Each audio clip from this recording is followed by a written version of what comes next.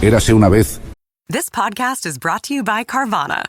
Carvana lets you buy your next car on your terms. Explore a massive inventory online, filter for what matters, and find your perfect match. Then choose delivery to your home or pick it up at one of Carvana's iconic car vending machines. Every car also comes with a 7-day money-back guarantee, so you can make sure it's the right fit. Buy your car on Carvana.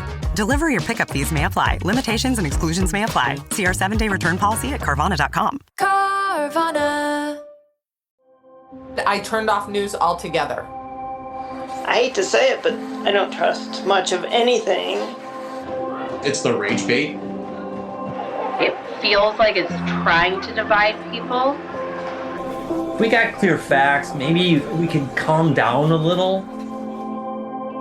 NBC News brings you clear reporting. Let's meet at the facts. Let's move forward from there. NBC News, reporting for America. En el reino de Judá, un niño llamado Josías que ascendió al trono en circunstancias turbulentas. A la temprana edad de 8 años, Josías fue coronado como rey tras el asesinato de su padre, el impío rey Amón. Josías no solo heredó el trono, sino un reino sumido en la corrupción, la idolatría y la desobediencia hacia Dios. Los días oscuros de Judá estaban marcados por los pecados de los reyes que le precedieron, quienes se apartaron de los caminos del Señor, levantando altares a dioses falsos y profanando el templo santo de Jerusalén. Sin embargo, Josías, aunque joven, tenía un corazón que buscaba la verdad y el camino correcto. Y todos los días, Josías crecía en sabiduría y firmeza, guiado por un deseo inquebrantable de servir a Dios. Los años de su niñez y adolescencia fueron de observación y aprendizaje, y aunque los templos seguían profanados y el pueblo continuaba adorando a dioses falsos, el joven rey nunca perdió su visión de restauración. Cada día, en su mente se iba formando la convicción de que Dios lo había puesto en esa posición no para seguir los pecados de sus antecesores, sino para devolver a Judá al camino de la justicia. Cuando alcanzó los 16 años, comenzó a buscar a Dios más activamente. Luego, a los 20 años, Josías decidió que era tiempo de actuar, de poner en marcha un plan para purificar su reino. Envió órdenes para comenzar la restauración del templo de Dios en Jerusalén, que había caído en el olvido. La casa de Dios, el lugar donde el nombre del Señor debía ser exaltado, estaba en ruinas, reflejo del estado espiritual de Judá. Pero Josías sabía que la restauración del templo sería el primer paso hacia el renacimiento de la adoración verdadera. Para llevar a cabo esta gran tarea, el rey envió a Safán, su escriba real, a la casa del Señor con una instrucción clara. Debía contar el dinero que los sacerdotes recogían en el templo y entregarlo a los responsables de las obras de restauración. Hombres íntegros y diligentes, carpinteros, albañiles y obreros, serían los encargados de reparar los muros caídos y restaurar los detalles que una vez hicieron del templo el epicentro del culto y la adoración en Judá. El propósito era devolverle la gloria que le correspondía como la casa de Dios. Los trabajos comenzaron con gran entusiasmo. Los hombres designados trabajaban sin descanso, utilizando el oro y la plata que el pueblo ofrendaba para el proyecto. No era necesario hacer una cuenta minuciosa de cada moneda, pues todos ellos eran honrados y responsables con los tesoros que se les había confiado.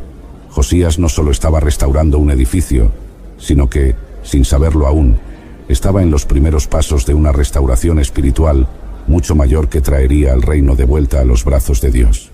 Hasta que un día, mientras las obras en el templo avanzaban, el sumo sacerdote Hilquías descubrió algo extraordinario. Entre las ruinas, el polvo y los escombros de una época olvidada, Hilquías encontró un libro antiguo, el libro de la ley, perdido durante generaciones. Era el libro de la Torá, las palabras sagradas dadas por Dios a Moisés en el monte Sinaí, el pacto eterno entre Dios y su pueblo. Este hallazgo, en apariencia casual, cambiaría el destino de Judá para siempre. Con gran reverencia y asombro, Hilquías entregó el libro a Safán, el escriba del rey. Safán, consciente de la importancia del hallazgo, no dudó en llevarlo inmediatamente ante el trono de Josías. El corazón del joven rey latía con fuerza mientras el escriba abría el libro y comenzaba a leer las palabras que Dios había dado a sus antepasados. A medida que las palabras resonaban en los oídos de Josías, la gravedad de la situación cayó sobre él como una carga abrumadora. Las palabras de la ley eran claras y directas. El pueblo de Judá había violado el pacto con Dios. Los mandamientos habían sido ignorados y las advertencias de maldición por la desobediencia habían sido profetizadas con siglos de anticipación. La ira de Dios estaba sobre Judá por los pecados de sus reyes, por la idolatría que había corrompido el corazón del pueblo y por haber dejado de lado las instrucciones divinas. Josías, un hombre que siempre había buscado honrar a Dios, ahora veía la magnitud del juicio que se cernía sobre su nación. En un gesto de profunda angustia y arrepentimiento, Josías rasgó sus vestiduras. El joven rey, con el peso del futuro de Judá sobre sus hombros, sabía que debía hacer algo. En su desesperación, ordenó a Hilquías, a Safán y a otros de sus más cercanos consejeros que buscaran la palabra de una profetisa llamada Hulda. Ella, reconocida en todo Judá por su sabiduría y capacidad de interpretar la voluntad de Dios, era la única esperanza para entender si el juicio divino aún podía ser revertido. Los enviados del rey llegaron ante Hulda, quienes le contaron todo lo que había sucedido, desde el descubrimiento del libro hasta la reacción del rey. Hulda, llena del Espíritu de Dios, pronunció un mensaje claro y aterrador. Judá enfrentaría un juicio severo e inevitable. El pecado del pueblo había provocado la ira de Dios y la destrucción no se podía evitar. Sin embargo, había un rayo de esperanza en las palabras de la profetisa. Ella añadió que, debido al corazón arrepentido de Josías, Dios había escuchado su clamor. Josías, al haber respondido con humildad y quebranto al mensaje de la ley, no vería la destrucción de Judá en su tiempo. Dios prometió que mientras Josías viviera, habría paz, y que él sería reunido con sus antepasados en paz, antes de que el juicio cayera sobre la nación. Esta respuesta era agridulce. Si bien Josías se salvaba de presenciar el desastre, sabía que el destino de su nación estaba sellado. Sin embargo, el joven rey no se rindió. A partir de ese día, decidió que haría todo lo posible para volver a Judá a los caminos de Dios, para limpiar su reino de la idolatría y del pecado que los había llevado al borde de la ruina. Y por eso, el rey Josías, con el corazón encendido por la verdad revelada en el libro de la ley y por el mensaje de la profetisa Hulda, decidió actuar con una determinación sin precedentes. No había tiempo que perder. El destino de Judá estaba en juego. Así que, en un acto de valentía y liderazgo, Josías convocó a todo el pueblo. Desde los más altos oficiales hasta los campesinos más humildes, todo Jerusalén fue llamado a reunirse en la casa del Señor. Frente a la multitud expectante, Josías leyó en voz alta todas las palabras del libro de la ley. Era como si los siglos de silencio finalmente hubieran sido rotos. Adobe Acrobat Studio, so brand new. Show me all the things PDFs can do. Do your work with ease and speed. PDF Spaces is all you need. Do hours of research in an instant with key insights from an AI assistant. Pick a template with a click. Now your prezzo looks super slick. Close that deal? Yeah, you won.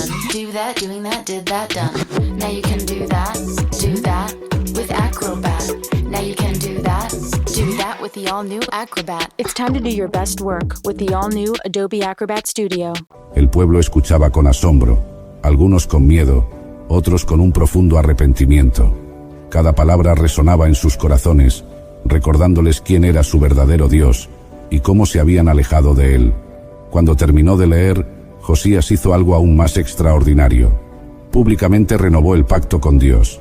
Delante de todos, se comprometió a caminar fielmente en los caminos del Señor, obedeciendo sus mandamientos con todo su corazón y alma. Su decisión no era simplemente personal, sino un llamado a toda la nación.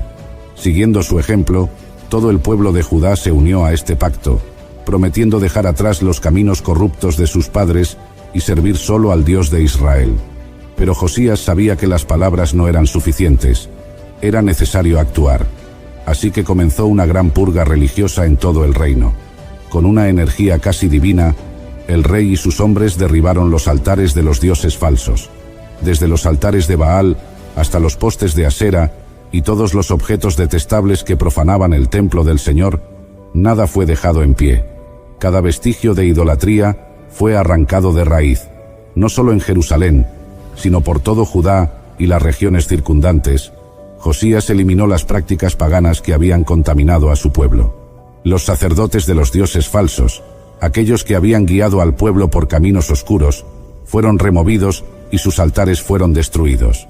Josías quemó los objetos profanos que se usaban para adorar al sol, la luna y las estrellas. Subió a los lugares altos, donde durante generaciones se había ofrecido incienso a los ídolos, y los desmanteló uno por uno.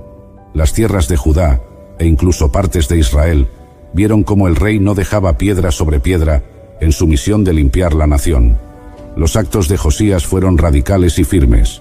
Desde el templo de Betel, donde el profeta Jeroboam había establecido un altar para adorar becerros de oro, hasta los altares en las colinas de Samaria, Josías destruyó todo símbolo de idolatría. Incluso profanó los altares, desenterrando huesos de tumbas cercanas y quemándolos sobre los altares como un acto de juicio contra los lugares que habían sido profanados. Así cumplió la antigua profecía que se había dado en tiempos pasados acerca del altar de Betel. Josías no mostró misericordia para con los símbolos del pasado que habían llevado a su pueblo a la ruina espiritual. Nada escapó a su reforma. Los sacrificios humanos a los dioses paganos, la adoración de deidades extranjeras y las prácticas abominables fueron erradicadas. El fuego de su celo por Dios ardió por toda la tierra, y cada ciudad fue testigo de la caída de los altares que habían sido levantados en desafío al Dios de Israel. La nación de Judá estaba siendo purificada, y por primera vez en generaciones, el pueblo comenzó a volver su corazón hacia el verdadero Dios. Josías sabía que esta restauración era la única esperanza de su pueblo, y no escatimó esfuerzo ni recursos para lograrla. Hasta que finalmente, el rey Josías alcanzó el punto culminante de su reinado, una gran celebración de la Pascua, como no se había visto en siglos. Con su reino purificado de la idolatría y los altares profanos destruidos, Josías anhelaba que su pueblo volviera completamente al Dios de Israel. Inspirado por el libro de la ley, que había sido encontrado en el templo, ordenó que se celebrara la Pascua según los antiguos preceptos. La Pascua era más que una festividad, era un recordatorio del pacto entre Dios y su pueblo, una celebración del momento en que Israel fue liberado de la esclavitud en Egipto. Josías sabía que esta conmemoración no solo era crucial para restaurar la fe de su pueblo, sino que también sería un acto de profundo arrepentimiento y renovación espiritual. El rey se encargó personalmente de organizar todos los preparativos, asegurándose de que cada detalle fuera llevado a cabo según lo establecido en la ley de Moisés. El día de la celebración llegó, y Jerusalén se llenó de vida. Los levitas fueron puestos en su lugar, los sacerdotes purificaron el templo, y el pueblo de Judá se reunió en masa para adorar a Dios. Josías proveyó miles de corderos para los sacrificios, para que todos pudieran participar. El templo resonaba con los cánticos de adoración y la reverencia del pueblo que se había vuelto al Señor. Se sacrificaron animales, se ofrecieron holocaustos, y el aroma de los sacrificios ascendía hacia los cielos, como un acto de obediencia y adoración que hacía mucho tiempo no se veía en Judá. El esplendor de aquella Pascua no tenía comparación. La Escritura dice que no había habido una celebración así desde los días de los jueces y de los reyes David y Salomón. Bajo el liderazgo de Josías, el pueblo de Judá experimentó un avivamiento espiritual. En ese día, el corazón de la nación se volvió a Dios como una sola voz, buscando su favor y su perdón. La celebración fue un punto alto, un símbolo de lo que podía ser si el pueblo permanecía fiel al Dios que los había elegido. Sin embargo, el reinado de Josías también estaría marcado por un trágico final. No mucho después de esta gloriosa Pascua, se desató un conflicto en la región. El faraón Necao de Egipto marchó hacia el norte, pasando por Judá, con la intención de unirse a los asirios en una batalla contra Babilonia. Josías, sintiendo la responsabilidad de proteger su tierra y su pueblo, decidió enfrentarlo en Megido, a pesar de las advertencias del faraón de no interferir en la batalla. Aquel día, en el campo de batalla, la vida de Josías llegó a su fin. A pesar de haber sido herido gravemente, sus siervos lo llevaron de regreso a Jerusalén, donde murió. El rey que había traído tanto bien a Judá, el hombre que había restaurado la adoración y purificado a su pueblo, pereció en una batalla que no era suya. El lamento por su muerte se escuchó por todo Judá, y el profeta Jeremías mismo compuso cantos fúnebres en su honor. El pueblo lloró la pérdida de su rey, sabiendo que con él también se iba una era de devoción y arrepentimiento. Y desde ese día, el reino de Judá nunca volvió a ser el mismo. Aunque Josías había dejado un legado de obediencia, restauración y amor por Dios, Su muerte marcó el comienzo de un descenso trágico. Aquel pacto renovado y la gloriosa celebración de la Pascua no fueron suficientes para cambiar el destino de Judá a largo plazo. Tras la muerte de Josías, su hijo Joacaz fue puesto en el trono, pero su reinado fue breve y caótico. Joacaz no siguió los pasos de su padre. Volvió a los caminos de maldad y desobediencia, alejándose de Dios y trayendo nuevamente la idolatría al pueblo. El faraón Necao, tras haber derrotado a Josías, no tardó en imponer su dominio sobre Judá.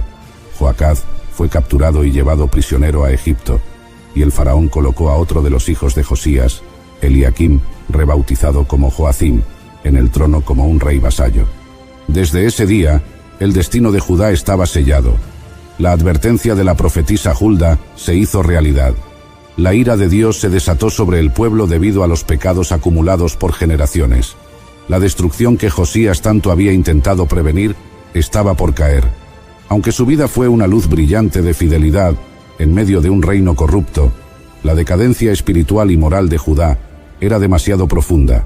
La nación sería finalmente llevada al exilio bajo el yugo de Babilonia. Sin embargo, la historia de Josías no se perdió en medio de la desobediencia de los reyes que le siguieron. Su nombre quedó escrito en la historia como uno de los reyes más piadosos de Judá, un hombre que buscó a Dios de todo corazón y que, a pesar de las circunstancias, trajo a su pueblo un momento de arrepentimiento y renovación. Su vida y su legado siguen siendo un recordatorio de que, aunque los juicios de Dios son inevitables por el pecado, su gracia es evidente para aquellos que se humillan y se vuelven a Él con sinceridad. La historia de Josías es un testimonio del poder transformador de un corazón entregado a Dios. Aunque comenzó su reinado siendo apenas un niño en un reino corrupto, Josías demostró que no importa la edad ni el entorno. Una persona decidida a buscar a Dios puede traer una renovación espiritual a toda una nación. Josías nos enseña que el arrepentimiento sincero y la fidelidad a las Escrituras son capaces de revertir el curso de una vida o incluso de una generación, aunque los errores del pasado sean profundos. El hallazgo del libro de la ley revela la importancia de volver a las raíces de la fe, a la palabra de Dios, que tiene el poder de abrir nuestros ojos a las verdades olvidadas y encender el fuego del cambio. Josías no solo fue un rey reformador, sino un líder valiente, que a pesar de las amenazas que se cernían sobre su pueblo, no dudó en destruir la idolatría y restaurar el verdadero culto a Dios. Su celo por la justicia y la obediencia nos muestra que la verdadera transformación no ocurre solo en lo externo, sino que empieza en el corazón, en una renovación profunda del pacto con Dios. Sin embargo, la tragedia de su final y la caída eventual de Judá nos recuerdan que, aunque la gracia de Dios es grande para aquellos que se humillan y buscan su rostro, hay consecuencias ineludibles para los pecados acumulados de una nación. Josías pudo retrasar el juicio de Dios, pero no detenerlo por completo. Esto nos enseña la importancia de mantener una vida constante de devoción, no solo en momentos de crisis, sino en todo momento. La vida de Josías también nos invita a reflexionar sobre la importancia de nuestras acciones hoy. Aunque el juicio de Dios estaba cerca, Josías no se rindió ni se dejó llevar por la desesperación. Al contrario, luchó hasta el final por la fidelidad de su pueblo. Así también nosotros, en medio de un mundo que muchas veces parece estar al borde del colapso, debemos seguir luchando, confiando en que cada acto de obediencia y justicia cuenta delante de Dios. La moraleja final es que nunca es demasiado tarde para buscar a Dios, restaurar lo que está roto y volver a sus caminos. A través de la historia de Josías, aprendemos que, aunque las circunstancias alrededor de nosotros sean sombrías, la fe, el arrepentimiento y la obediencia a Dios pueden traer luz y esperanza a donde antes solo había oscuridad. La noche era oscura y el aire estaba cargado de tensión. Las noticias de Jerusalén, con sus muros derribados y sus puertas quemadas, me llenaron de tristeza y determinación. En Susa, como copero del rey Artajerjes, no podía ignorar la desesperación de mi pueblo. Después de días de oración, me presenté ante el rey, arriesgando todo al pedir permiso para regresar y reconstruir Jerusalén. I use Shipt same-day delivery to stay connected with my sister during the holidays. She lives across the country. Shipt has tons of stores to order from. Groceries from Albertsons, crafts from Michael's, even pet supplies from PetSmart. The list goes on. So when we have long-distance movie nights, I turn to Shipt to get face masks, snacks, and everything else we need delivered to her and to me same day. Download the app or visit Shipt.com. That's SHIPT.com. Para mi asombro, Dios ablandó su corazón y me otorgó cartas de autorización y recursos. Con esperanza y temor, emprendí el viaje, confiando en que Dios me guiaba. Mi nombre es Nehemías, y esta es mi historia. Todo comenzó con una visita de mi hermano Hanani, quien me trajo noticias de la devastación en Jerusalén. Al escuchar su relato, mi corazón se hundió.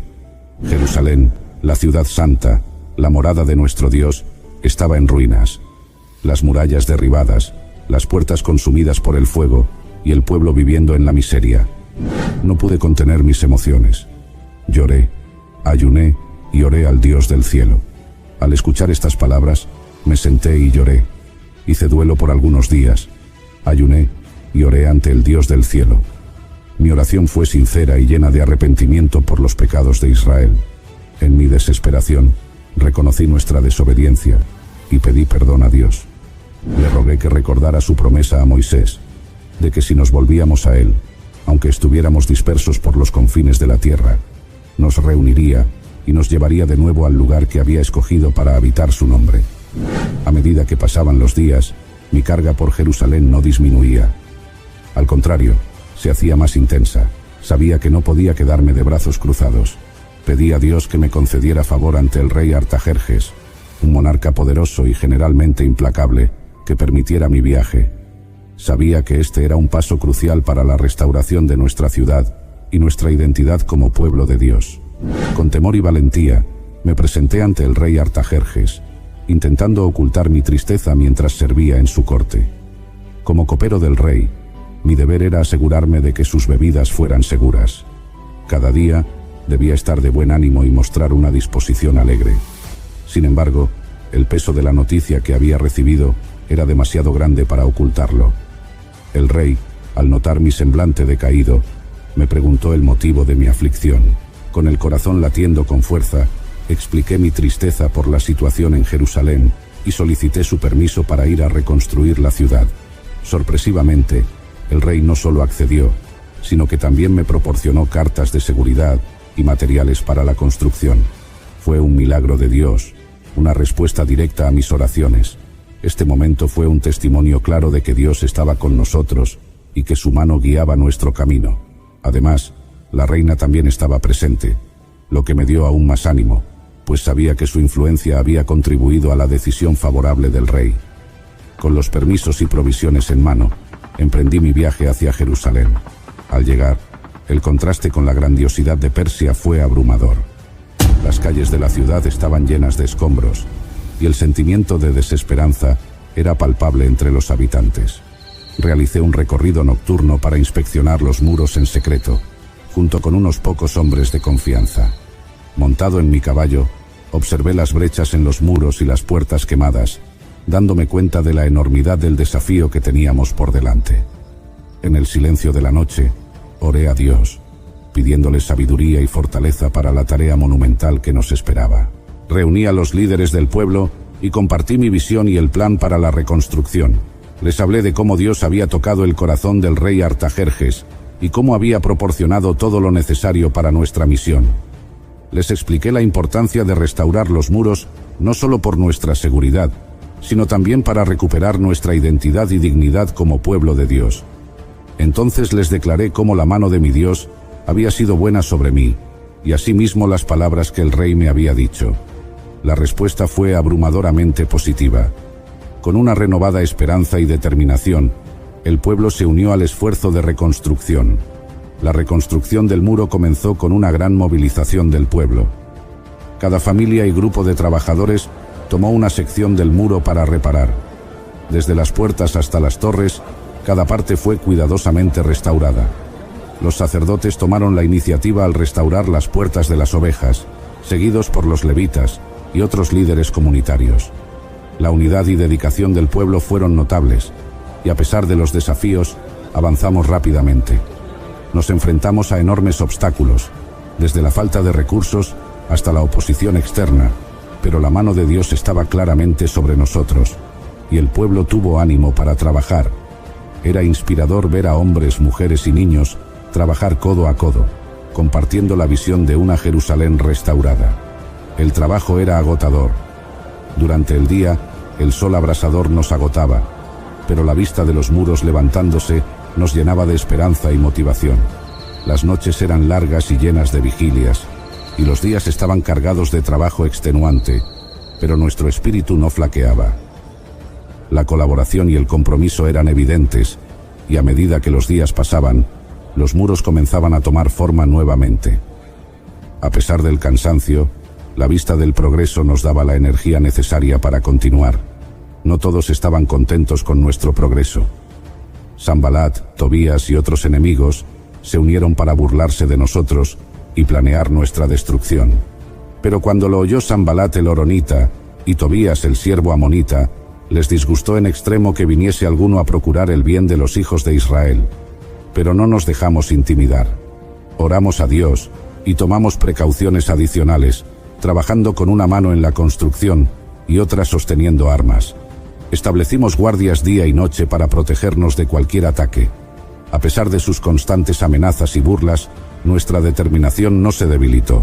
Confiábamos en que Dios nos protegería y guiaría en cada paso del camino. La tensión era palpable. Cada día, trabajábamos con la constante amenaza de un ataque enemigo. Los trabajadores se turnaban para descansar y mantener la vigilancia, y algunos llevaban sus armas mientras trabajaban en las murallas. Los que edificaban en el muro, los que acarreaban y los que cargaban, con una mano trabajaban en la obra y en la otra tenían la espada. Nuestro lema se convirtió en trabajar y velar. En medio de la adversidad, la comunidad se unió más que nunca, sabiendo que nuestra causa era justa y que Dios estaba con nosotros. Además de los desafíos externos, enfrentamos problemas internos.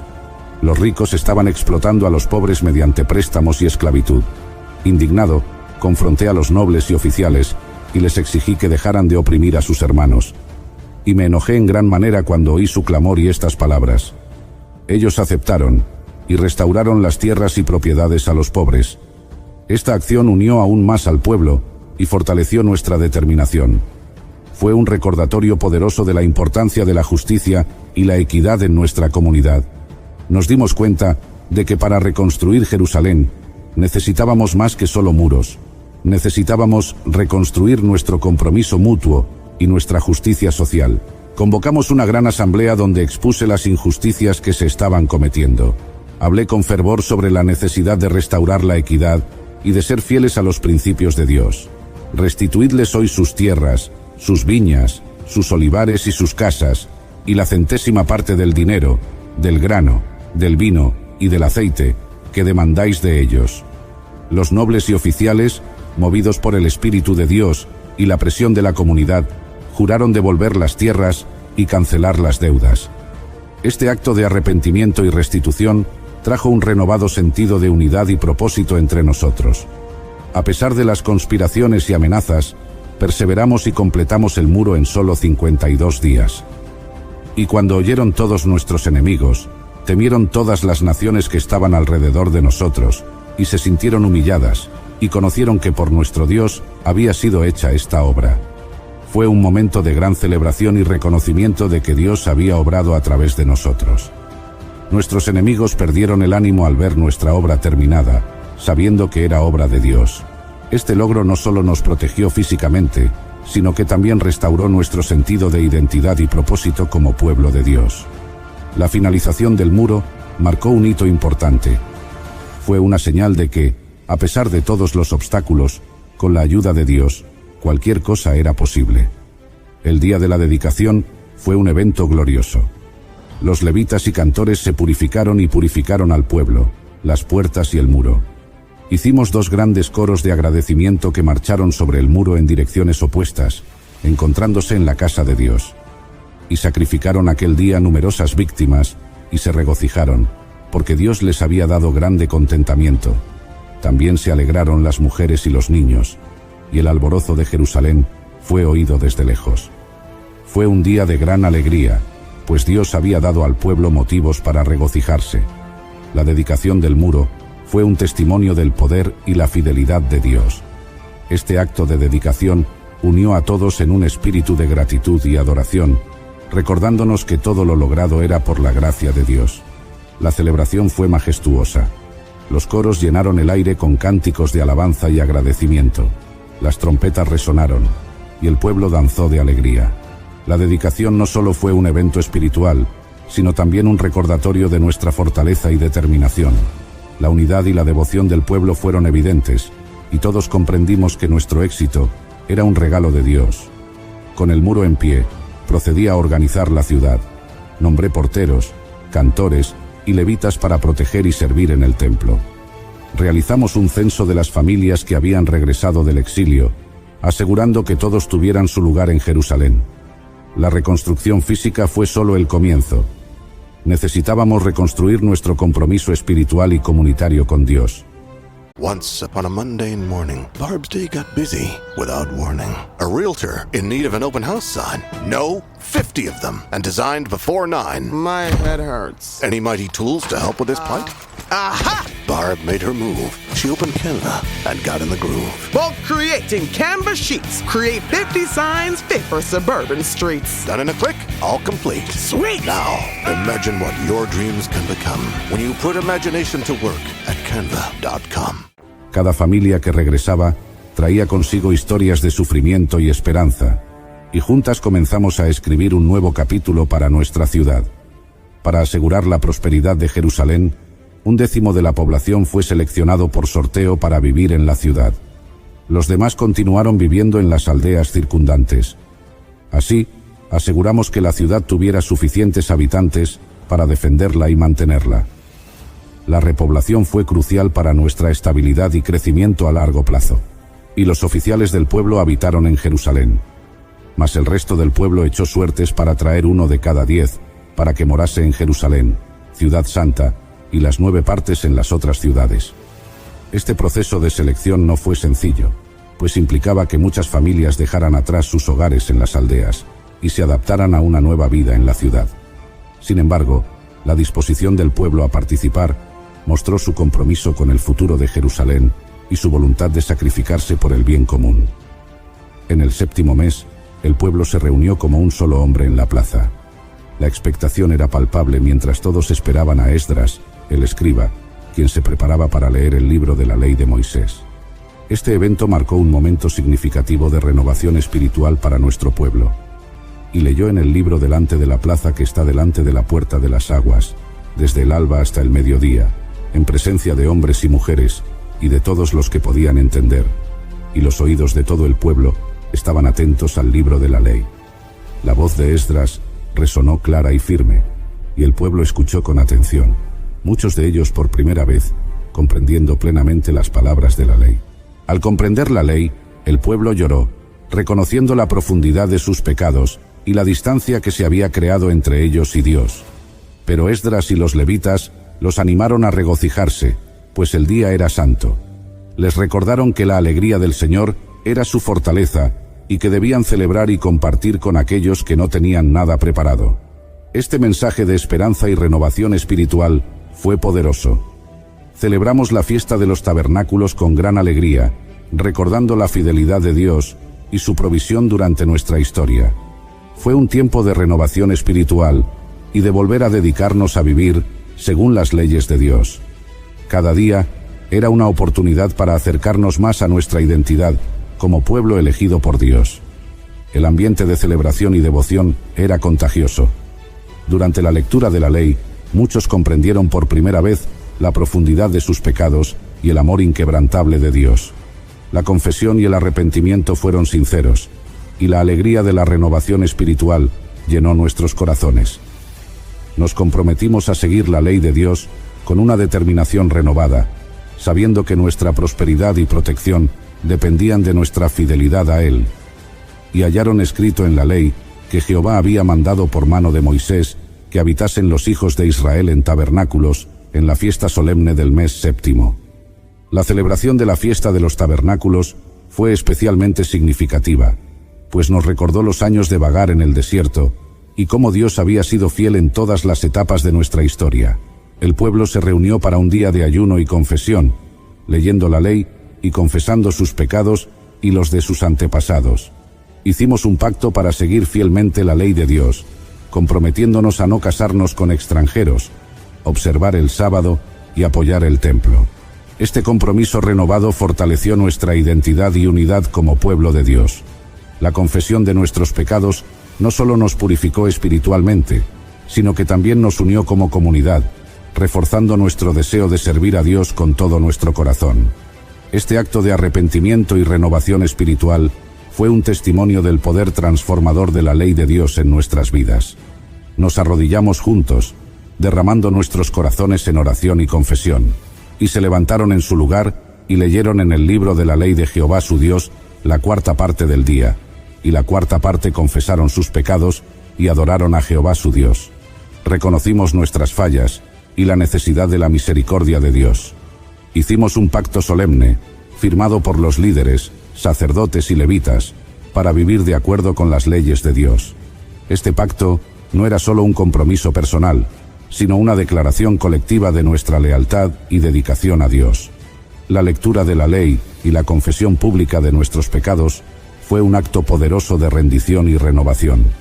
Los líderes, sacerdotes, levitas y el pueblo firmaron el pacto, comprometiéndose a vivir de acuerdo con las leyes de Dios. Nos comprometimos a dar nuestro diezmo y ofrendas para sostener el templo y sus servicios. Este acto de dedicación mostró nuestro deseo de honrar a Dios y mantener su casa. Nos impusimos además por ley el cargo de contribuir cada año con la tercera parte de un ciclo para la obra de la casa de nuestro Dios. El pacto simbolizaba nuestro renovado compromiso y nuestra determinación de seguir adelante con la misión que Dios nos había dado. Este compromiso de apoyo mutuo y dedicación a la obra de Dios fue un paso crucial para asegurar la continuidad de nuestras prácticas religiosas y la estabilidad de nuestra comunidad. Este pacto fue un hito significativo en nuestra historia. Cada uno de nosotros comprendió la importancia de mantener nuestras promesas a Dios. Nos comprometimos no solo a seguir las leyes, sino también a apoyarnos mutuamente en esta tarea.